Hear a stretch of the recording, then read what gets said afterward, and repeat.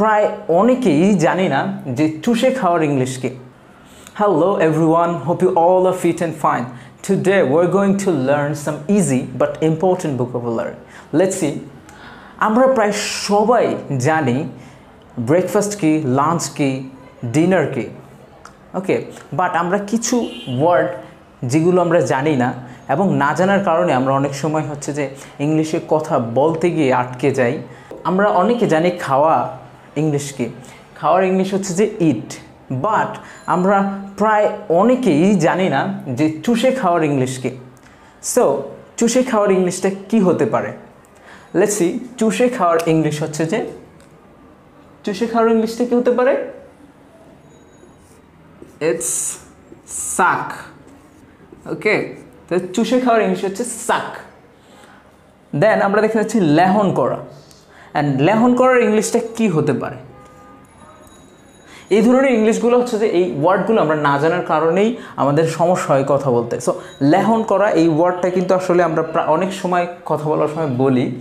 So এই ওয়ার্ডটার English কি হতে পারে? লেহন করা হচ্ছে যে লিক। লিক অর্থ লেহন করা, লিক অর্থ লেহন করা। তারপর আমরা দেখতে পাচ্ছি যে গিলে ফেলা। গিলে ফেলার ইংলিশটা কি হতে পারে? আমরা অনেক সময় যে বলি যে, বা আমরা অনেক সময় দেখি যে অনেকে কয়েন গিলে ফেলে বা হচ্ছে ভাত গিলে ফেলে। এই শব্দটা কিন্তু গিলে ফেলা শব্দটা কিন্তু অনেক বেশি ইউজ হয়। সো গিলে ফেলার ইংলিশটা কি হতে পারে?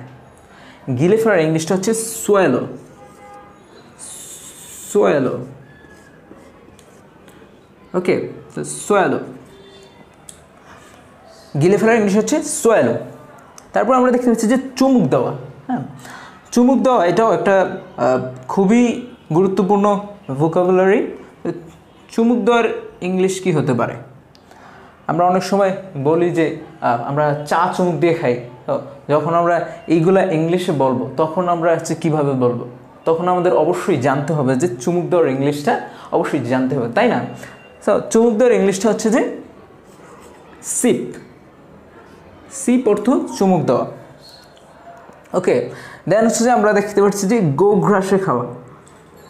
সো গোগ্রাসে খাওয়া মানে হচ্ছে যে অনেক বেশি পরিমাণে খাওয়া আর কি, মানে অনেক বেশি করে খাওয়ার যেটা বোঝায় আর কি। সো গোগ্রাসে খাওয়া, এটার ইংলিশটা কি হতে পারে?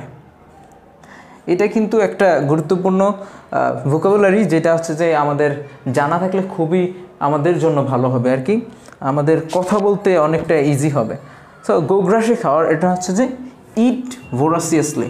ওকে, ইট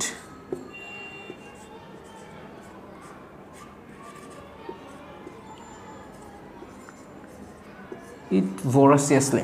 হ্যাঁ, ইট ভোরাসিয়াসলি গোগ্রাসে খাওয়া, ইট ভোরাসিয়াসলি গোগ্রাসে খাওয়া।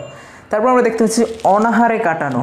হ্যাঁ, অনাহারে কাটানো। আমরা প্রায় অনেক সময় দেখা যায় যে আমরা অনাহারে কাটাই বা অনেকে অনাহারে কাটায়, হ্যাঁ, খাবার না পেয়ে। সো অনাহারে কাটানোর ইংলিশটা কি হতে পারে? অনাহারে কাটানো হচ্ছে যে, অনাহারে কাটানোর ইংলিশটা কি হতে পারে? সো অনাহারে কাটানোর ইংলিশটা কি হতে পারে? অনাহারের কাটানোর ইংলিশটা হচ্ছে যে স্টার্ভ। স্টার্ভ।